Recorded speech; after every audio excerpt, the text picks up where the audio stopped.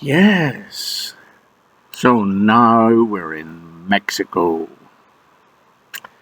Yeah, I arrived about 10 o'clock at night in Mexico City at the address of the sister of my friend Luis in Manchester. And I remember looking up at her. She was in an apartment about 10 stories up. And of course, she was shouting something down to me in Spanish. And she was speaking quickly. So this was my first real test of Spanish skills. And I'd been dreading it.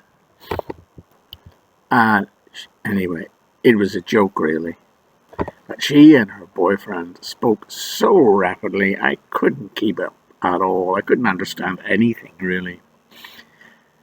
Anyway, the next few days were spent being shown around the sights of Mexico City by them, and it was very kind of them to do that. And then we made our way to Yucatan on a 24-hour bus ride. And we arrived in Merida and were picked up by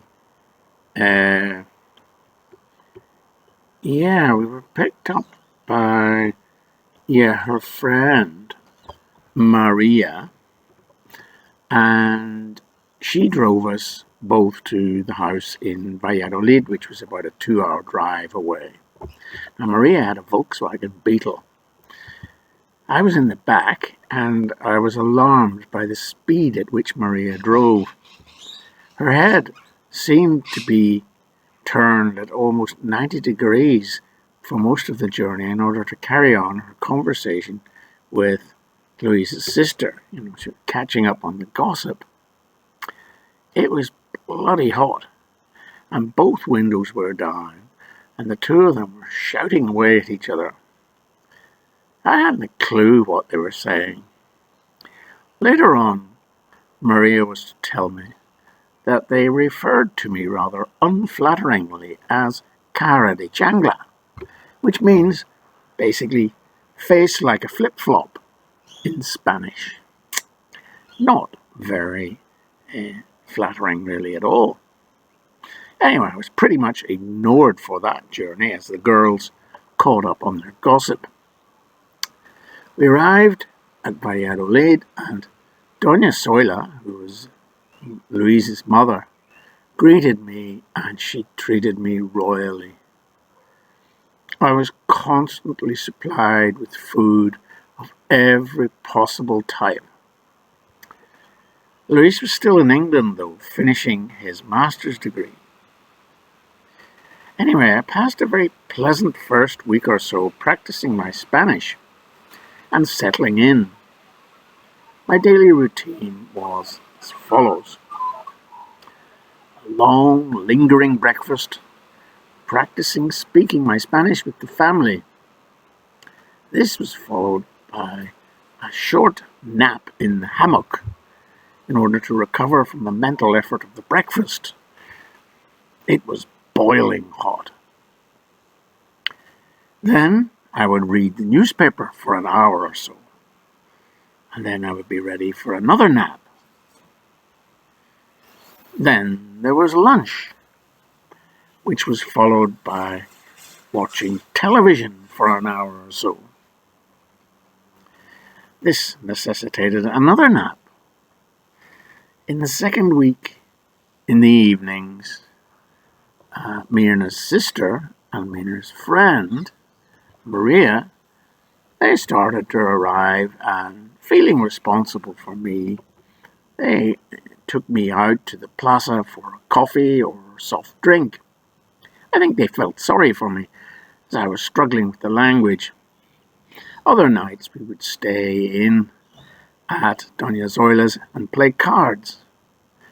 I found these evenings increasingly enjoyable. And I soon began to realize that I found Marina's friend Maria very attractive. She had a great sense of humor, And they all did, and we all spent a lot of the time laughing together, even though I couldn't follow the conversation most of the time. After about a month, my Spanish was really beginning to improve. I was feeling pretty good about things.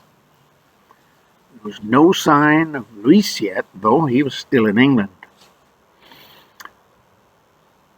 Although thought I was getting on pretty well with the girls, unbeknownst to me, I was not so popular with Don Luis. That's Luis's father. Don Luis was a fairly gruff character who was pleasant enough most of the time, but he was definitely much more distant than the others. I noticed that in the afternoons he would lie down on the lounge floor, spread-eagled like a giant starfish, and go to sleep. It was so hot, the floor was the coolest place. He drank quite a bit, and one day after I'd been there for about a month, he got drunk, and he had a go at me. Of course I couldn't understand a word he was saying, but I got the gist of it, that I was overstaying my welcome in the house. At this, the girls sprang into action and found a place for me to stay with a friend of theirs, the dentist, Ernesto. Now, Ernesto was a debonair young man who seemed to be very popular with the girls, except for Maria for some reason. Anyway, he was very decent to me and allowed me to stay in his little bungalow and sleep in his hammock. So then we came to Cuba. Now, I'm getting a little ahead of myself, because before the incident with Don Luis, I received a surprise invitation from Mirna and Mirna's sister and Maria and another friend. And they all asked me to go to Cuba on holiday with them. Well, what young man of 28-year-old is going to turn down an invitation to go to Cuba with 4 girls in their 20s?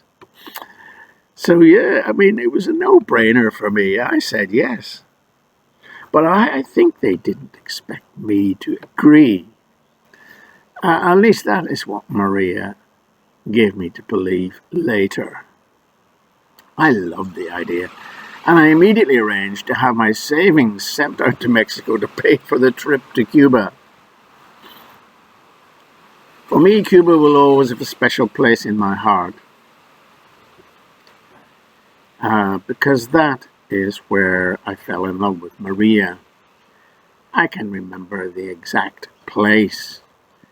It was at the Tropicana Club, quite a famous club on that island. Anyway, the rest of the holiday in Cuba passed just like a dream. On the island, we also met one of Mirna's friends, who invited us to his father's home for dinner.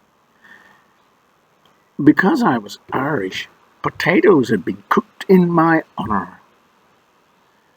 The father claimed to have rolled into Havana with Fidel Castro in 1959. How romantic. The beaches were white and pristine, and the water turquoise. We swam and ate till our hearts were content.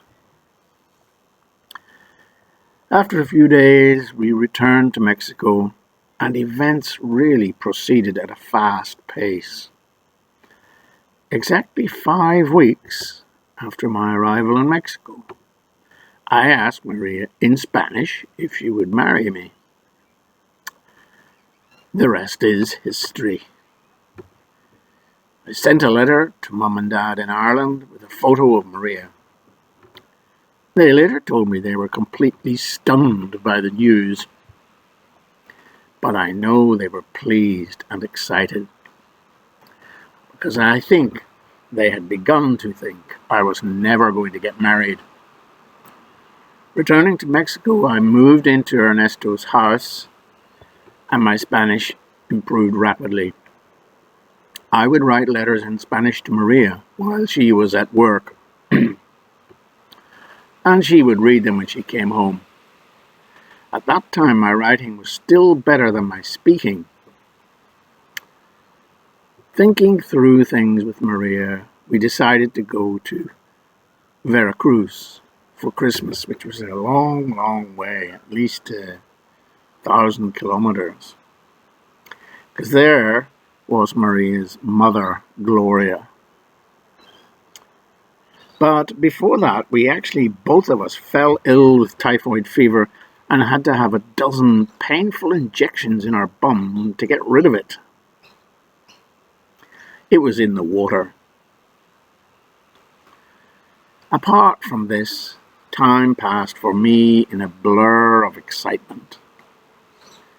The evenings when Maria came home from work were passed very pleasurably in the plaza, drinking coffee and fruit juice.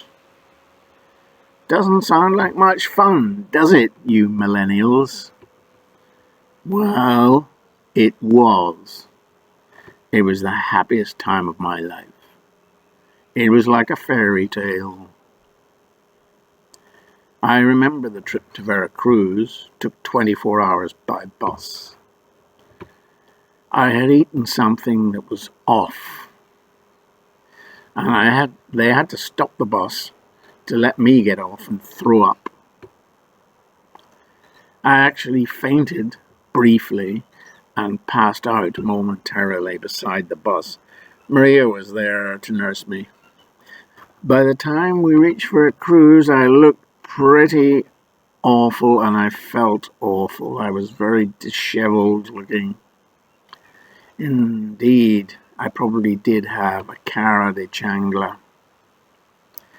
I know there was nothing for it but to introduce myself to Maria's mother, and to my surprise, it seemed to go very well. She was so welcoming, and I was very relieved. The next day, I revealed in my halting Spanish to my future mother-in-law my plans for her daughter. I was going to take Maria away with me to Ireland, and from there apply for teaching jobs in Africa. Gloria must have been very surprised, to put it mildly, and very saddened by this news. But she said nothing at all at the time. What she must have thought I cannot imagine, but she was very gracious indeed. I only hope one of my children doesn't do the same to me someday. We had a good time meeting Maria's friends and relatives and going to the Malecon, that's the promenade, where the ships came in. Veracruz is a beautiful port, and I found it to be a lovely place. Very romantic. We spent the time going to the beach and to the cinema. We went back to Valladolid in Yucatan, and we started to make plans for the wedding, which was to be in a registry office in Veracruz in March 1983. Well, the wedding. And we went back to Veracruz, and again, we spent a lot of time going to the movies and doing the paperwork for the blooming wedding. Because I was a foreigner, of course, it wasn't a straightforward thing. Anyway, it all went ahead slowly, and then the day before the wedding, Maria and I had to go to the registry office for a rehearsal. Now, we were getting married in the registry office because to get married in a church was too complicated. I couldn't speak Spanish properly, understand the service, they wanted me to do all sorts of things because I was not a Catholic like Maria. I was a Protestant. I don't know. It was just all too complicated. And we didn't care, either of us. Maria had been brought up a Catholic. I had been brought up a Protestant, but not very seriously. So it didn't bother us. So we went for the registry office. And the registry office, to my surprise, was a very beautiful building, almost like a church, in fact. So anyway, but they were quite strict. If you got married in a registry office in Mexico, you had to go for a rehearsal the day before and bring the ring and your witnesses with you. And when the rehearsal was over, we went for the rehearsal. And when it was over, and just as we were leaving, the official who was conducting the rehearsal said to me, "Oh, señor, quizás mañana estaremos en huelga," which roughly translated means, "Sir, we may be on strike tomorrow." But I gasped, "We have booked our flight to Chihuahua after the reception tomorrow. Señor, what do you advise us to do?" "Mejor se casan ahorita," which means, "Well, you better get married now," he said. So we did.